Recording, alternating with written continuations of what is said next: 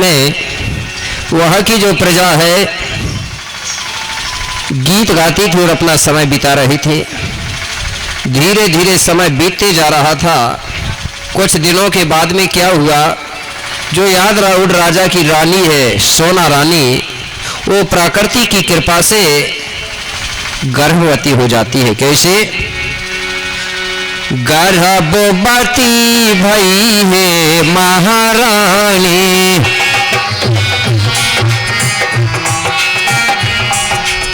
गर्भवती भई है महारानी,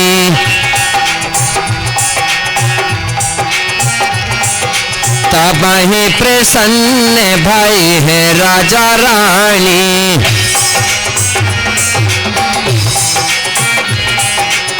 तब ही प्रसन्न भई है राजा रानी, भई है राजा रानी। कुछ दिनों के बाद में सोना रानी गर्भवती हो गई। तो यादराउड राजा और सोना रानी बड़े प्रसन्न हुए, बोले अब प्रकृति शक्ति फड़ापेन बड़ादेव की कृपा हो गई, अब हमारे घर में कुछ दिनों के बाद में नया मेहमान मेजबान आने वाला है, बोलते थे ना लोग। तो राजा रानी बड़े प्रसन्न हुए। राजा कहने लगा रानी से, बोले महारानी जी आपका जो समय है, देखो साहब, हाँ सेवा, आपका जो समय है गर्भ अवस्था का समय है, और हमारे जो भूमिका गुरु होते थे, हमारे जो पूर्वज होते थे, वो कहते थे रानी। बोली क्या? तो बोले वही तो मैं आपको बता रहा हूँ। तो बोले बताइए। तो राजा रानी से क्या बता रहा है? बोले रानी तुम्हारा जो समय है गर्भ अवस्था का समय है, और गर्भ अवस्था में बोले गर्भवती महिलाओं को एक दूसरे की चुगली नहीं करना चाहिए। बोले क्या? बोले रानी गर्भवती महिलाओं को किसी की भी चुगली नहीं करना चाहिए, बार बार झगड़ा नहीं करना चाहिए, लड़ाई नहीं करना चाहिए। और बोले महाराज, और बोले गर्भवती महिलाओं को कभी चोरी नहीं करना चाहिए, झूठ नहीं बोलना चाहिए।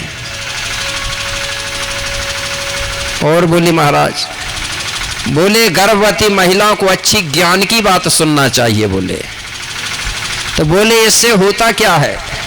राजा कहने लगा जो महिला गर्भ अवस्था में चोरी करती है, लड़ाई झगड़ा करती है, तो उसका असर जो गर्भ में बच्चा होता है उस पर पड़ता है। बोले जो महिला गर्भ अवस्था में चोरी करती है तो उसका बच्चा जब जन्म होता है तो वो बच्चा भी चोर निकलता है। बोले जो महिला चुगली करती है तो उसका बच्चा भी चुगलखोर निकलता है। बोले और जो महिला गर्भ अवस्था में अच्छी ज्ञान की बात सुनती है तो उसका बच्चा जब जन्म लेता है तो वो बच्चा ज्ञानवान होता है। बोले ये असर पड़ता है। बोले और मैं अकेला नहीं कह रहा हूँ, दूसरे ग्रंथों में भी सुना होगा आपने, अभिमन्यु के बारे में सुना होगा, सुना है ना कि अभिमन्यु पेट में था और उसने चक्रव्यूह के बारे में पूरा सुन लिया था, ये बताया जाता है। इसका मतलब है कि गर्भ में जब बच्चा होता है तो महिला जिस प्रकार का कर्म करती है उसका असर गर्भ में बच्चे पर पड़ता है। तो बोले रानी अच्छी बात सुनना तो तुम्हारा बच्चा ज्ञानवान होगा। तो मेरे भाई ये बात पक्का है, हर महिलाओं को गर्भ अवस्था में अच्छी बात सुनना चाहिए, अच्छी चीज पढ़ना चाहिए, अच्छी चीज देखना चाहिए, और गलत चीज देखेंगे तो बच्चा भी वैसा ही होगे ना। तो रानी ने राजा की बात मान गई, बोले ठीक है महाराज, मैं बार बार गुस्सा नहीं होंगी, बड़े प्रेम से रहूंगी। तो बोले ठीक है। अब धीरे धीरे समय बीतते जा रहा था। एक दिन सोना रानी राजा के पास गई और राजा से कहने लगी महाराज जब से मैं गर्भवती हुई हूं तब से पता नहीं मुझे खाने पीने के लिए ऐसी इच्छा होती है, बोले कभी कभी की अच्छी चटपटी चीज मिल जाती। बोले क्या? बोले महाराज मुझे कभी कभी इच्छा ऐसी होती है कि भुंजे हुए चने मिल जाते खाने के लिए, कभी कभी इच्छा होती है कि अच्छी चटपटी चीज मिल जाती, कभी होता है नारियल खाती, कभी पपीता खाती। तो बोले रानी तुम्हारी अकेली इच्छा नहीं होती, दुनिया में जितनी भी महिला हैं जब गर्भवती होती हैं तो सभी महिलाओं की इच्छा होती है। बोले होती है कि नहीं होती? कई कई महिला मटन खाने वाली होती, वो सोचती है कि यार मुर्गा का मटन मिल जाता, होती कि नहीं। कोई कहती अच्छे भूंज के चने खिला देते, कोई कहती नारियल मिल जाता। तो ये सबकी इच्छाएं होती है। बोले आप अकेली नहीं रानी। बोले रानी आप टेंशन मत लो, बोले तुम्हारी जो भी इच्छा हो खाने की, बोले तो आप मुझे बता दिया करो, मैं तुम्हारे लिए व्यवस्था तुरंत करूंगा, क्योंकि मैं तुम्हारा पति हूं। बोले मैं तुम्हारी पूरी व्यवस्था करूंगा, क्योंकि बोले जो महिला खाने पीने में कंजूसी करती है ना, गर्भवती महिला, तो उस महिला का जो बच्चा है वो कमजोर पैदा होता है। बोले इसलिए बोले रानी खाने में कोई कमजोरी मत करना, जो भी चीज की इच्छा हो तो मुझे बता देना, मैं तुरंत खिलाऊंगा। क्योंकि अगर आपने खाने पीने में अगर कंजूसी किया, कमजोरी की, तो तुम्हारा बच्चा अपंग पैदा हो सकता है।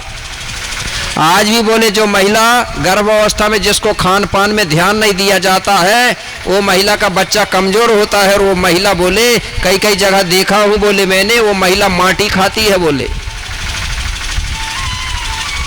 महिलाओं को होगा, कुछ महिलाएं क्या है खाने पीने में कमियां होती है, कुछ महिलाएं मिट्टी खाती हैं, मिट्टी माटी, और जब वो बच्चा का जन्म होता है तो वो बच्चा भी मिट्टी खाता है। क्योंकि जो लोहा होता है ना, तत्व बोलते हैं, लोहा तत्व की से हड्डी का निर्माण होता है, और जब हड्डी निर्माण होता है बच्चे की हड्डी निर्माण होती है, वो बच्चे वो उसकी मांग करता है, तब महिला को मिट्टी अच्छी लगती है। तो बोले रानी जो चीज की आपकी इच्छा हो तो मुझे बता देना। बोले ठीक है। तो रानी जब चना मांगती थी तो राजा तुरंत चना भुजवा के देता था। रानी कहती थी नारियल खाना है, नारियल खिलाता था। धीरे धीरे समय बीतते गया। एक दिन रानी कहने लगी महाराज मुझे अब इच्छा हो रही है, बोले भाजी खाने की, अब मुझे नारियल चना नहीं चाहिए, पपीता नहीं चाहिए, मुझे अब भाजी चाहिए। तो बोले रानी कौन सी भाजी चाहिए? बोले मुझे जो जंगल में रहती है जिसको केवलार या कोडवारी कहते हैं, बोले उसकी भाजी चाहिए। बोले राजा कहने लगा कोई बात नहीं, मैं नौकरों को जंगल भेज के और आपके लिए भाजी बुलवा दूंगा। और बोले रानी केवलार की भाजी गर्भवती महिलाओं के लिए बहुत अच्छी भी होती है। बोले हर महिलाओं को गर्भावस्था में केवलार की भाजी खाना चाहिए। बोले और जो डूमर के फल होते हैं उनकी भी सब्जी खाना चाहिए। बोले डूमर के फलों की सब्जी खाते कि नहीं? कच्चे फलों की सब्जी खाते हैं, वो भी अच्छे होती है।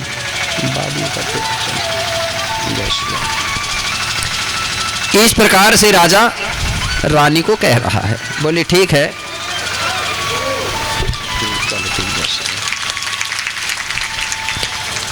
तो राजा क्या करता था, प्रतिदिन रानी के लिए भाजी लाने के लिए अपने नौकरों को जंगल भेजता था। तो नौकर जंगल जाते थे और केवलार की भाजी तोड़ के लाते थे, और रानी बड़े शौक से उस भाजी को बना के खाती थी। धीरे धीरे समय बीतते जा रहा था। कुछ दिनों के बाद में जो जंगल की भाजी है, कोमल कलियां हैं, वो धीरे धीरे कड़ी हो गई। जब तक नरम रही तब तक नौकरों ने लाया, लेकिन जब वो कड़ी हो गई तो एक दिन नौकरों ने भाजी नहीं लाया और घर में आके बता दिया कि भाजी जंगल में खत्म हो गई, भाजी नहीं मिली। भाजी थी लेकिन वो कड़ी हो गई थी, भाजी खाने लायक नहीं थी, इसलिए नौकरों ने नहीं लाया। तो घर में आके बताया कि भाजी खत्म हो गई। तो रानी ने जैसे ही सुनी कि नौकरों ने भाजी नहीं लाया, तो रानी क्या करती है, भाजी के बिना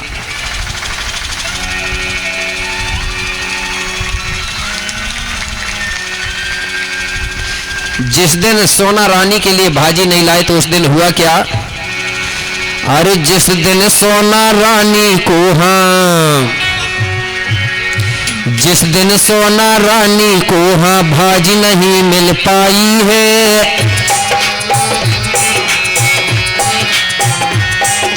जिस दिन सोना रानी को हाँ भाजी नहीं मिल पाई है,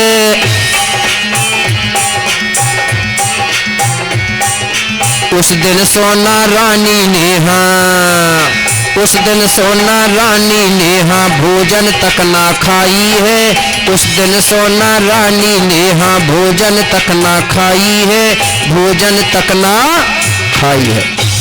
जिस दिन सोना रानी को भाजी नहीं मिली तो सोना रानी ने भाजी के बिना भोजन भी नहीं खाई और भूखे पेट सो गई।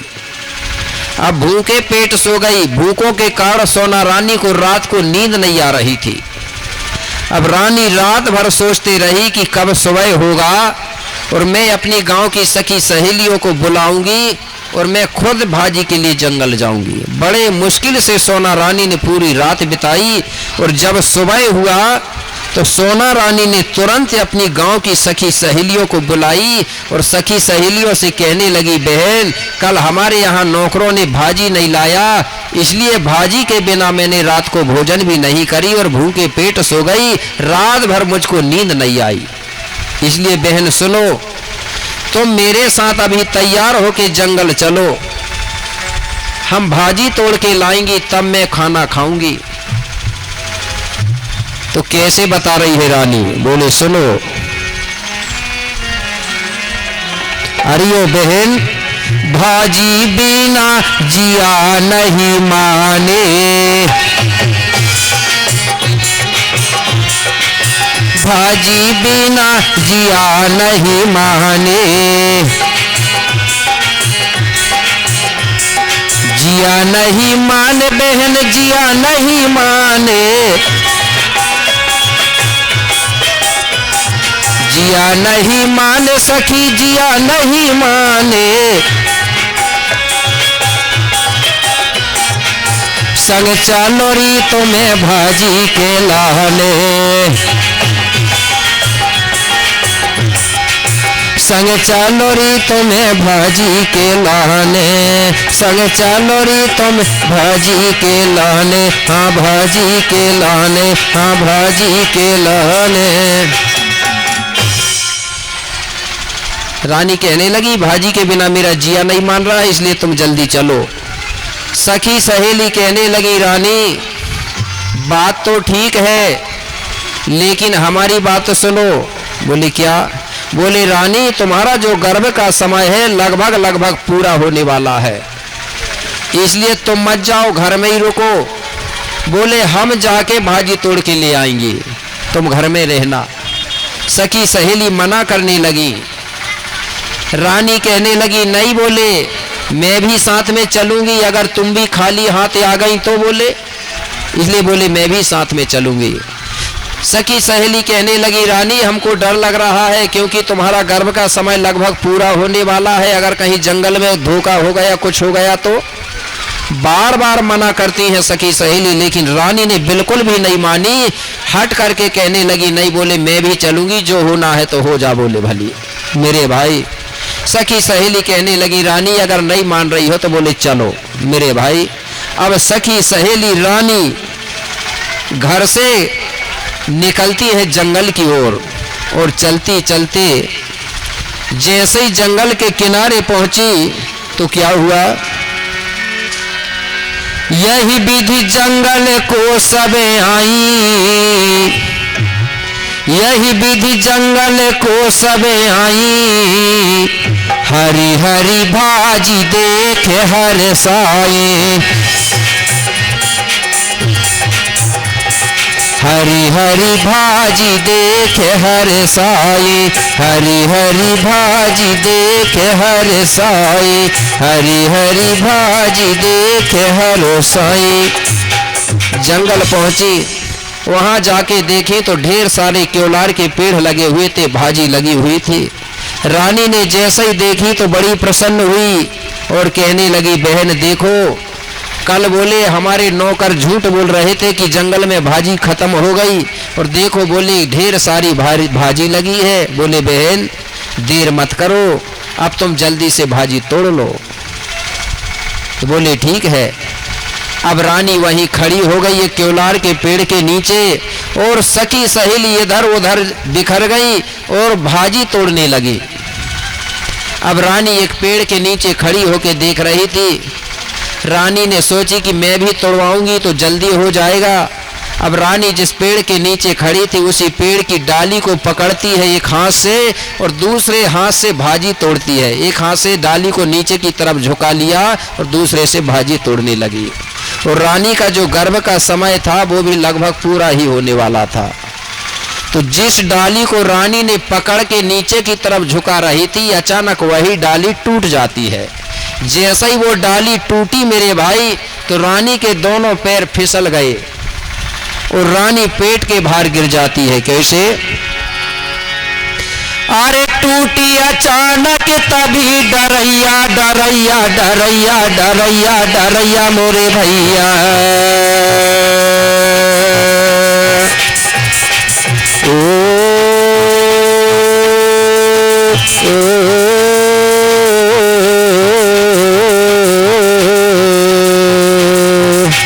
अरे टूटी अचानक तभी डरैया डरैया डरैया मोरे भैया। क्या हुआ? सोना रानी गिर गई भैया, सोना रानी गिर गई भैया, सोना रानी गिर गई भैया, सोना रानी गिर गई भैया। मेरे भाई, जैसे ही डाली टूटी तो सोना रानी के दोनों पैर फिसल गए। सोना रानी पेट के बाहर जमीन पर बड़े जोर से गिर गई। पेट को बड़े जोर से झटका लगा, बड़ा दर्द हुआ। सोना रानी बेहोश हो गई और जमीन पर लेट गई। अब सखी सहेली इधर भाजी तोड़ रही थी। जैसे ही डाली टूटी, उसकी आवाज हुई तो सखी सहेली पीछे लौट कर देखती है तो क्या देखें कि पेड़ की डाली टूटी पड़ी है और उसी के बाजू में सोना रानी भी बेहोश पड़ी हुई है। सब सखियों ने भाजी तोड़ना बंद किया और तुरंत दौड़ दौड़ के रानी के पास आ गई।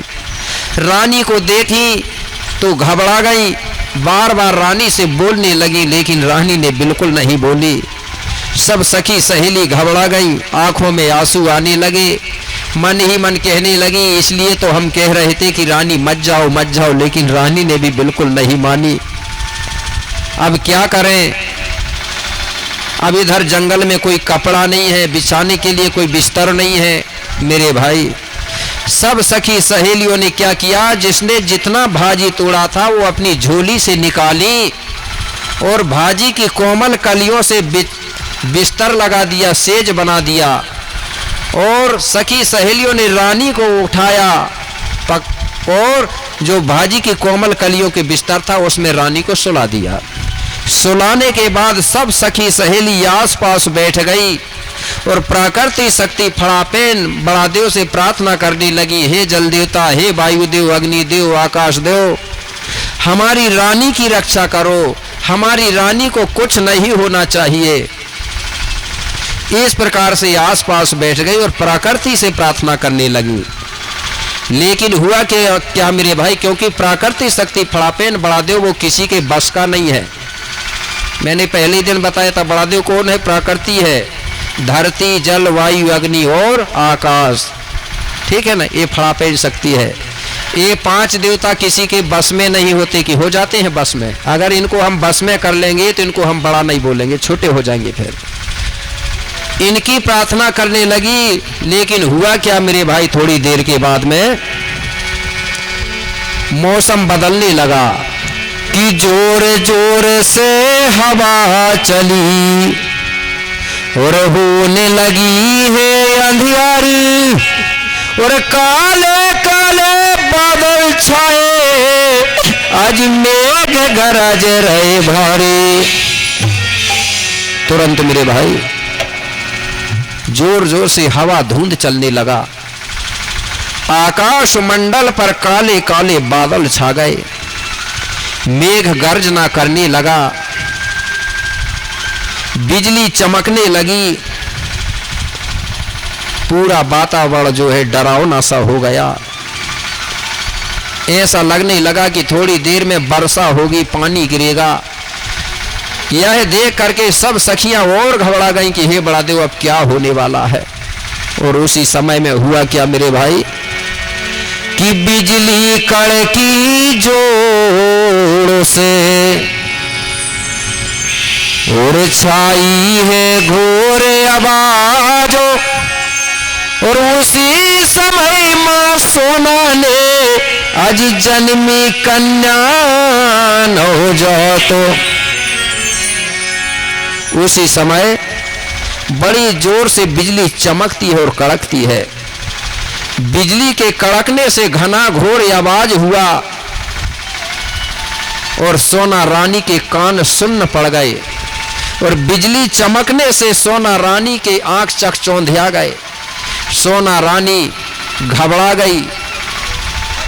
उसी घबराहट के साथ ही साथ, बिजली चमकने के साथ ही साथ और गर्जना के साथ ही साथ सोना रानी ने भाजी की कोमल कलियों के ऊपर अपनी कोख से एक सुंदर सी कन्या को तुरंत जन्म दे दिया। जैसे ही कन्या का जन्म हुआ मेरे भाई, तो जो बिजली शक्ति है वो बिजली शक्ति उस कन्या के शरीर में जाके समाहित हो गई। बिजली शक्ति कन्या के शरीर में समाहित हो गई। कन्या जोर जोर से चिल्लाने लगी। अब क्या चिल्ला रही है? आज भी चाहे कोई भी समाज के बच्चे हो, जब जन्म लेते हैं मेरे भाई, तो आज भी वो बच्चे चिल्लाते हैं। उस समय कोई किसी को सिखाता नहीं, वो प्राकृतिक भाषा है, गोंडी भाषा। कौन सी भाषा है? गोंडी भाषा प्राकृतिक भाषा है। जब बच्चे जन्म होता है तो अधिकतर बोलता है जोहार जोहार जोहार जोहार, इसलिए सबसे पहला शब्द है जोहार। जोहार का मतलब होता है प्रणाम। जोहार का मतलब होता है प्रकृति का अभिवादन का शब्द। और जब जोहार शब्द बोला जाता है तो हाथ खोल के नहीं बोला जाता। देखना, जब बच्चे जन्म देते हैं तो जोहार बोलते हैं, या गोंडी में फड़ापेन बोलते हैं, फड़ापेन फड़ापेन फड़ापेन। और जब प्रकृति का सुमरन होता है तो हाथ खोल के नहीं होता, मुट्ठी बांध के होता है ना। बच्चे जब जन्म लेते हैं तो आपने देखा होगा, बच्चे हाथ फैला के जन्म लेते हैं कि मुट्ठी बांध के जन्म लेते हैं? मुट्ठी बांध के लेते हैं ना। तो जिसको आज गोंड कहा जाता है उसी के बच्चे भर मुट्ठी बांधते हैं कि एससी ओबीसी के भी बांधते हैं? पता करना चाहिए ना कि अलग अलग तो नहीं हो रहे हैं। आज लोग भेदभाव करते हैं ना। सबके बच्चे मुट्ठी बांध के जन्म लेते हैं। इसलिए हमारे पूर्वज कहते थे मुट्ठी बांध के आया था और हाथ फैला के जाएगा। इसलिए गोंड लोग बड़ा देव को मानते हैं, प्रकृति को मानते हैं। इसलिए वो लोग जब प्रकृति का सुमरन करते हैं तो मुट्ठी बांध के जयकारा लगाते हैं कि नहीं लगाते? लगाते हैं ना। कि ऐसा करके लगाते हैं। ऐसा का मतलब समझते हैं? जो ऐसा करता है इसका मतलब है बाय बाय टाटा, अब हम दुनिया छोड़ के जा रहे हैं। ठीक है ना। तो हमको जाना नहीं है अभी। ऐसा जो करने लगे समझ जा वो जाने की तैयारी हो रही, वो टाटा बाय बाय करने लगे गोंडवाना के लोगों से। ठीक है ना। बाबा शंभू का भी जब सुमरन होता है तो बाबा शंभू का भी हाथ उठा के होता है। गोंडी चीजों से कई चीज छीना गया है, दूसरे लोगों ने छीना है। देखिए भले ही और शब्द कैसे ही बोले, लेकिन जब हर हर महादेव की बात आएगी ना तो हाथ ही उठाना पड़ेगा। उठाएंगे ना, क्योंकि हमारे में हाथ उठा के बोलते हैं, हर हर महादेव बोलते हैं ना। हमारे में महादेव वो शब्द नाम दे दिया गया, वो महादेव नहीं है, वो मदाऊ है। क्या था? मदाऊ। मदाऊ को परिवर्तन करके महादेव बना दिया गया संस्कृत पे। हमारे में हर हर मदाऊ बोलते थे, या हर हर शंभू। जोहार शंभू, हर हर शंभू। हर हर शंभू का मतलब होता है हर शंभुओं को हम प्रणाम करते हैं, उसी का हुआ हर हर महादेव। तो जो बच्ची है उसके शरीर में बिजली शक्ति समाहित हो गई, और वो जोहार जोहार करके जब चिल्लाने लगी तो जो तेज हवा चल रही थी, काले बादल छाए होते, वो धीरे धीरे धीरे धीरे साफ हो गया। मौसम जो के त्यों साफ हो गया। अब सखी सहेली सोचने लगी कि अब मौसम साफ हो गया, अब क्या करना चाहिए। बोले अब इस कन्या को लेके और रानी को लेके अब घर चलना चाहिए। तो सखी सहेली रानी सहित उस कन्या को लेकर अब घर चल जाती है। कैसे? तभी सभी दासी, तभी सभी दासी रानी संगे भाई, कन्या को ले महलों में आई।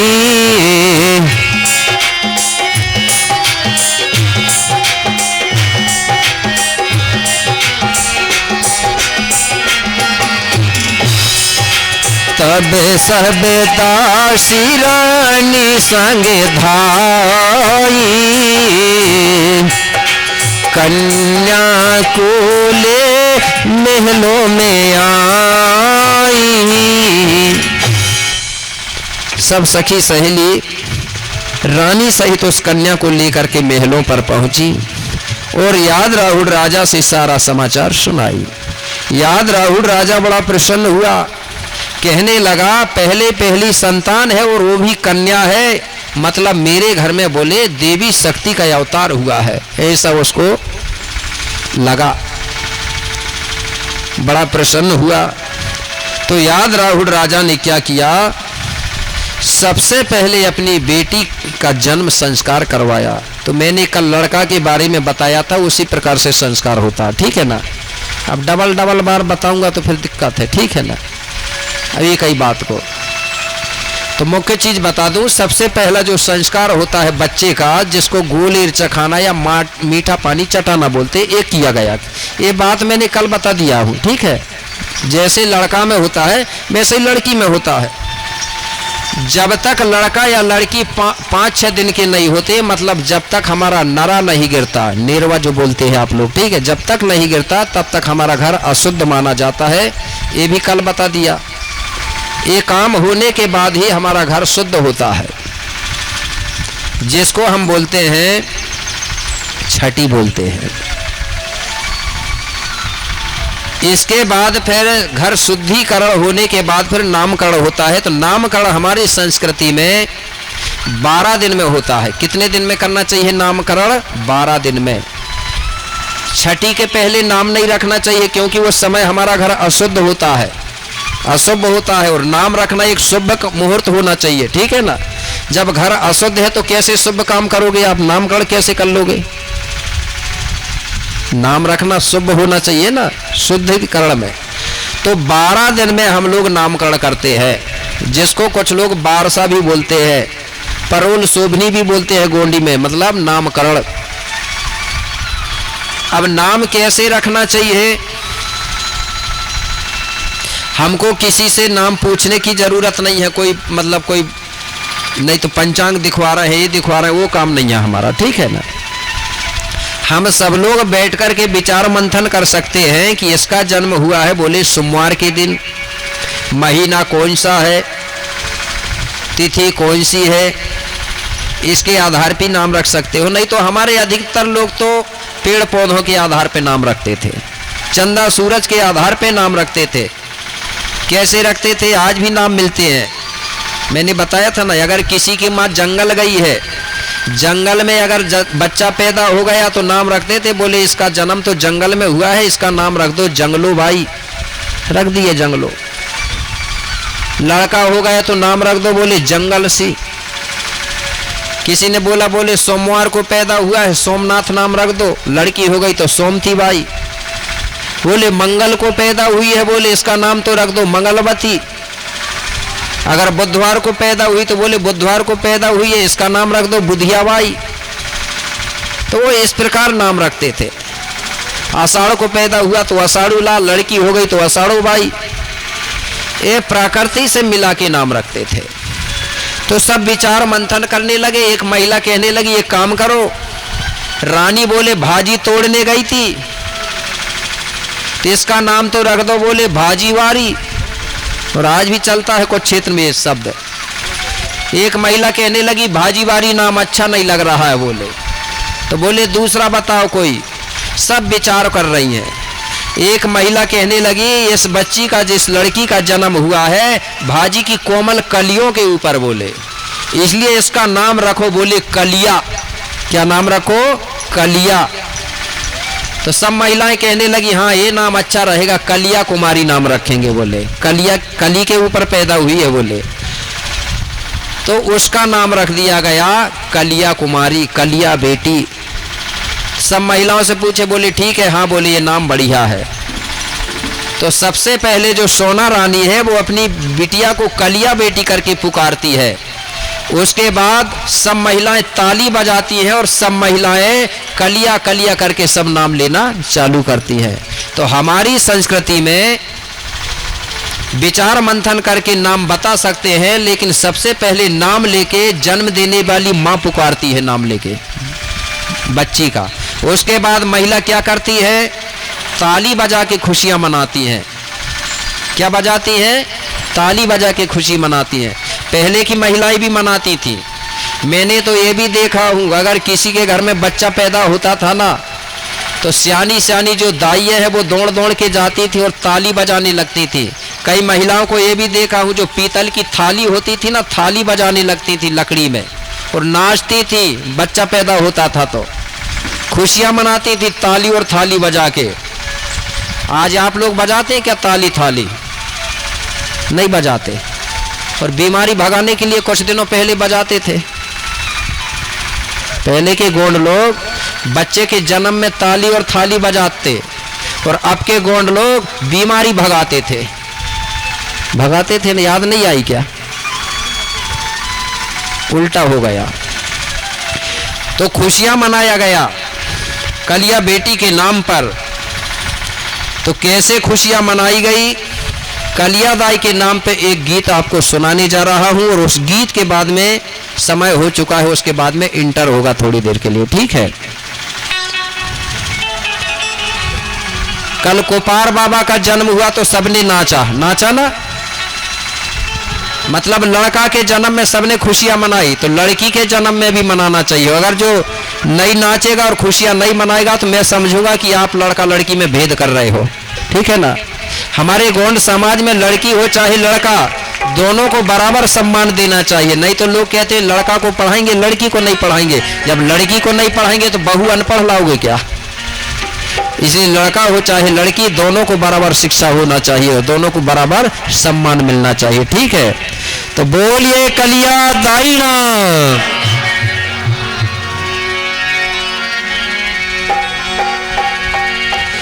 कि चांदागढ़ में जन्म भई है आज सुंदर सी कन्या सुकुमारो, और नाम धराए हैं कलिया जो देवी की अवतारो। कि राजा राहुल पिता कहाए आज सोना है जिनकी मैया, और कलिया बेटी के जन्म पर महलों में बजे बधैया। कलिया बेटी के जन्म पर चांदागढ़ राजधानी में बधैया बजती थी, खुशियां मनाया जाता था। कैसे? काली कंकाली का जन्म हुआ है आज सेवा जोहारो ना, काली कंकाली का जन्म हुआ है सेवा जोहारो ना। अरे अरे जरा खुशियां मना लो ना, अरे अरे जरा खुशियां मना लो ना।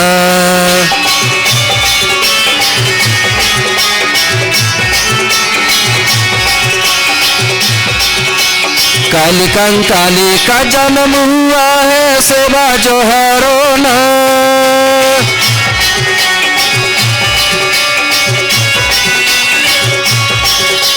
काली कंकाली का जन्म हुआ है सेवा जोहारो ना।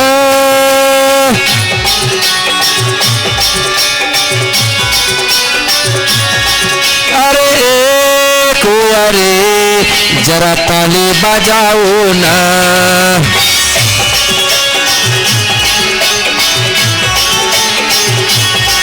अरे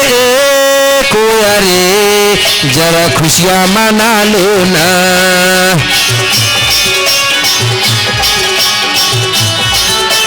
जय हो।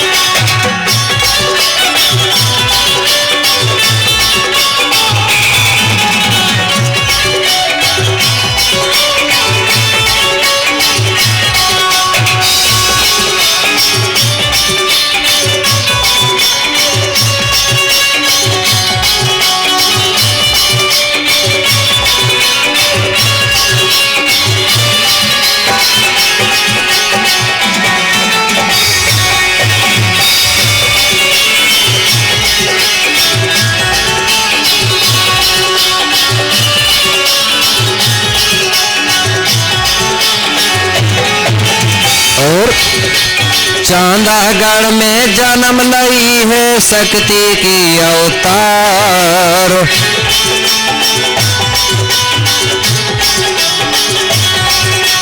चांदागढ़ में जन्म लई है शक्ति की अवतार।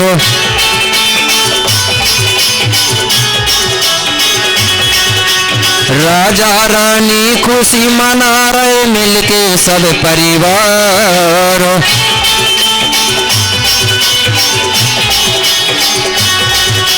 राजा रानी खुशी मना रहे मिलके सब परिवार।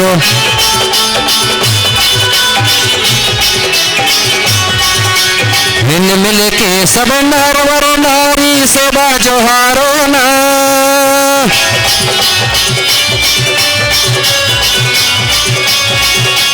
हिल मिल के सब नरवर नारी सेवा जोहारो ना। अरे ए कोया रे जरा ताली बजा दो ना।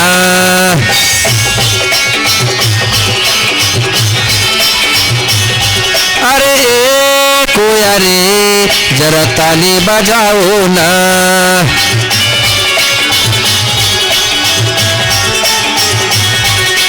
जय हो।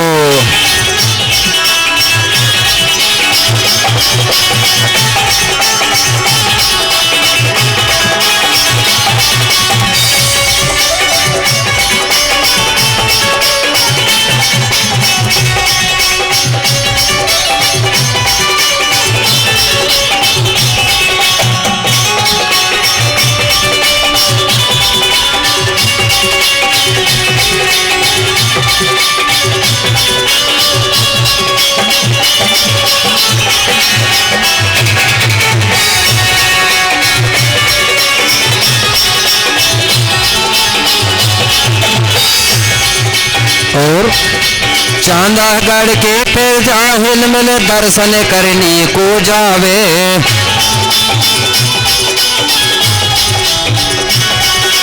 चांदागढ़ के फिर जाहिल मिल दर्शन करने को जावे।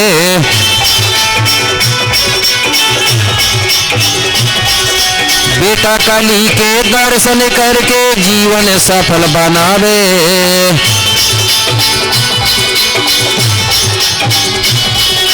बेटा काली के दर्शन करके जीवन सफल बनावे।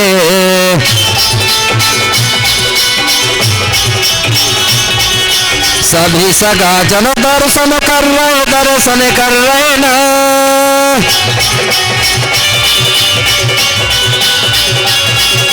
सभी सगा जन दर्शन कर लो ना।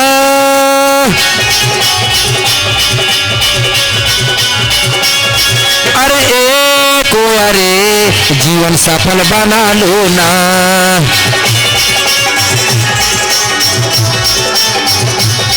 अरे ए कोया रे जीवन सफल बना लो ना।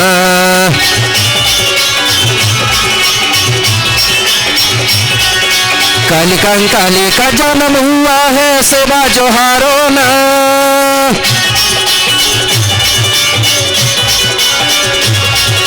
काली कंकाली का जन्म हुआ है सेवा जोहारो ना।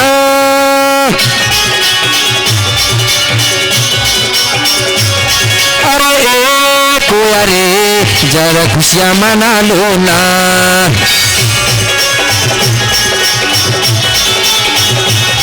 अरे ए कोया रे जरा खुशियाँ मना लो ना।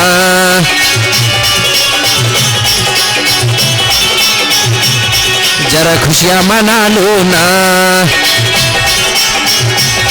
तनक ताली बजा दो ना। जरा खुशियाँ मना लो ना। जरा ताली बजाओ ना। अरे खुशियाँ मना लो ना। जरा ताली बजा दो ना। अरे खुशियाँ मना लो ना।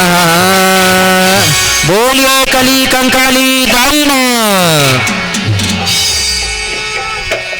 बहुत बहुत धन्यवाद। सभी लोग अपना स्थान ग्रहण कर लेंगे। इसी बीच में हमारे सम्माननीय तिरुमाल सरजू राम मरकाम जी है और उनके साथ में तिरुमाल रमन धुर्वे जी है, ये कबरदासी है। ये कली कंकाली दाई के चरणों में 100 रुपये की राशि प्रदान करते हैं। माता कली कंकाली दाई उनके काल कालंकों को काटे, ऐसी माता कली कंकाली दाई से कामना करता हूँ। मरकाम जी और ध्रुवे जी के लिए जोरदार ताली बजा के उनका सम्मान कर दें। बहुत बहुत धन्यवाद। तो इसके बाद में 3:15 बज चुके हैं। आधा घंटा के लिए आप सभी को छुट्टी दी जाती है, इंटर दी जा रहा है। उसके बाद में सभी लोग फिर पंडाल पर आएंगे तो आगे फिर कलियादाई की जो गाथा है उस गाथा को आगे सुनाया जाएगा। बहुत बहुत धन्यवाद। Hello hello. हाँ